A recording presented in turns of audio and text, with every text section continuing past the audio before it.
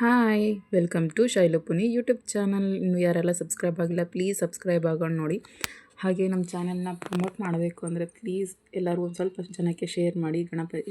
ಗಣಪತಿಗೆ ಒಂದು ನಮಸ್ಕಾರ ಹಾಕ್ಕೊಂಡು ಹಾಗೆ ವೆಂಕಟರಮಣ ಸ್ವಾಮಿಗೆ ಒಂದು ನಮಸ್ಕಾರ ಹಾಕ್ಕೊಂಡು ಇವತ್ತು ಉಪ್ಪಿಟ್ಟು ಮಾಡೋದು ಹೇಗೆ ಅಂತ ನೋಡೋಣ ಬನ್ನಿ. ಈಸಿಯಾಗಿ ಆರಾಮಾಗಿ ಮಾಡ್ಕೋಬೋದು. ಬಟ್ ತರಕಾರಿ ಚೆನ್ನಾಗಿ ಹಾಕಿದ್ರೆ ಚೆನ್ನಾಗಿ ಟೇಸ್ಟ್ ಇರುತ್ತಲ್ವ, ಹಾಗಾಗಿ ಯಾವ ಥರ ಉದ್ರುದ್ರಾಗಿ ಮಾಡೋದು ಅಂತ ಆಲ್ಮೋಸ್ಟ್ ಎಲ್ಲರಿಗೂ ಬರುತ್ತೆ. ಬಟ್ ಆದರೂ ಒಂದು ಸಲ ಟ್ರೈ ಮಾಡಿರಿ ನೀವು ಈ ಥರ.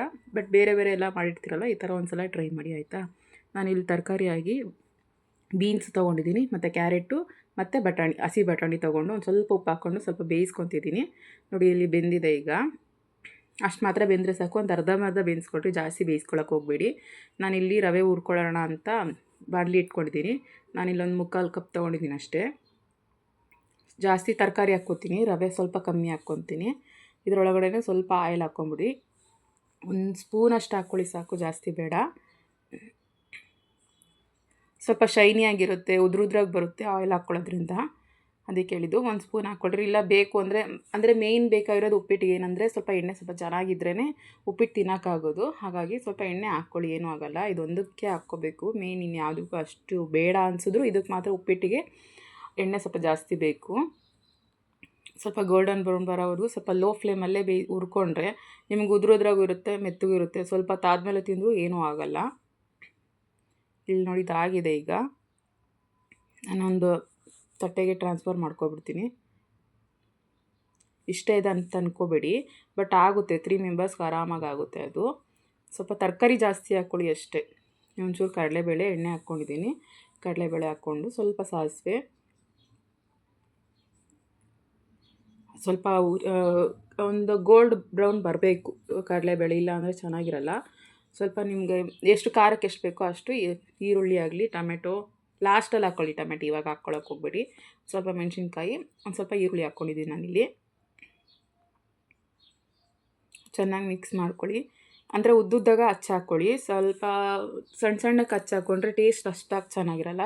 ನೋಡಿ ನಾನು ಆವಾಗಲೇ ಬೇಯಿಸ್ಕೊಂಡಿದ್ನಲ್ವ, ಅದನ್ನು ಇದರೊಳಗಡೆ ಹಾಕ್ಕೊಂಬಿಡ್ತೀನಿ. ತರಕಾರಿ ಎಲ್ಲ ನೀರು ತೆಗೆದ್ಕೊಬಿಡಿ ಸೈಡಿಗೆ. ಆ ನೀರನ್ನೇ ಬೇಕಾದರೆ ಆಮೇಲೆ ಹಾಕ್ಕೊಳ್ಳಿ. ನಾನು ನೀರನ್ನ ಆಮೇಲೆ ಹಾಕ್ಕೋತೀನಿ, ಅದನ್ನು ಪುರೋಟಿಗೆ ಹೋಗುತ್ತೆ ಅಂತ ಅಂದ್ಕೊಳ್ಬೇಡಿ. ಅದರಲ್ಲಿ ಫಸ್ಟ್ ಬೇಯಿಸ್ಕೊಂಡ್ಮೇಲೆ ಆ ನೀರು ಹಂಗೆ ಇಟ್ಕೊಂಡಿರ್ರಿ. ಆಮೇಲೆ ನೀರು ಬೇಕಲ್ವ, ನಾವು ಬೇರೆ ನೀರು ಹಾಕೋದಕ್ಕಿಂತ ಆ ನೀರೇ ಹಾಕ್ಕೊಳ್ಳೋಣ. ಇಲ್ಲಿ ಆವಾಗಲೇ ತರಕಾರಿಗೂ ನಾನು ಸ್ವಲ್ಪ ಉಪ್ಪು ಹಾಕಿದ್ದೆ, ಅದಕ್ಕೆ ಒಂದು ಸ್ವಲ್ಪ ಹಾಕ್ಕೊತಿದ್ದೀನಿ ಇದಕ್ಕೆ. ನೋಡಿ ನಾನು ಆವಾಗಲೇ ಬೇಯಿಸ್ಕೊಂಡಿದ್ದೀನಿ, ಇಷ್ಟೊಂದು ನೀರು ಹಾಕ್ಕೊಂಡಿಲ್ಲ, ತಣ್ಣೀರೇ ಇದು.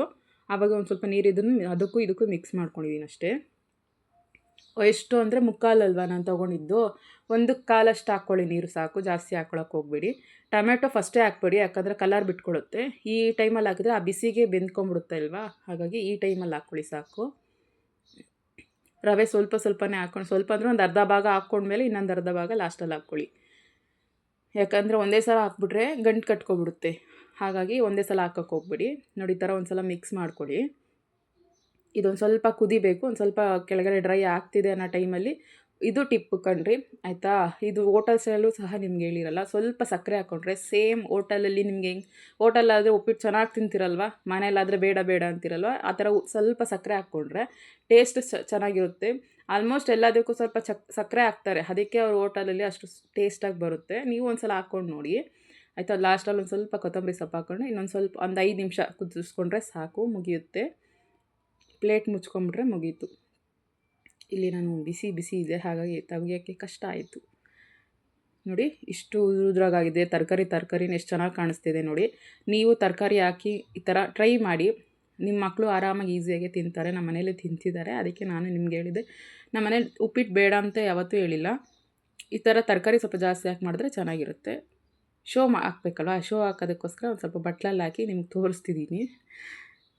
ನೋಡಿ ತರಕಾರಿ ಥರ ಎಷ್ಟು ಚೆನ್ನಾಗಿ ಕಾಣಿಸುತ್ತೆ, ಮತ್ತು ಉದ್ರುದ್ರಿಗೂ ಅಷ್ಟೇ ನೀಟಾಗಿರುತ್ತೆ. ಸ್ವಲ್ಪ ತಣ್ಣಗಾದ್ಮೇಲೆ ಉಪ್ಪಿಟ್ಟು ತಿನ್ನೋಕ್ಕಾಗಲ್ಲಪ್ಪ ಅಂತಿರಲ್ಲ, ಇದು ಏನಿಲ್ಲ, ಉಪ್ಪಿಟ್ಟು ಸ್ವಲ್ಪ ತಣ್ಣಗಾದ್ಮೇಲೂ ಅಷ್ಟು ಚೆನ್ನಾಗಿರುತ್ತೆ. ಔಟ್ಪುಟ್ ಹಿಂಗಿದೆ. Bye guys.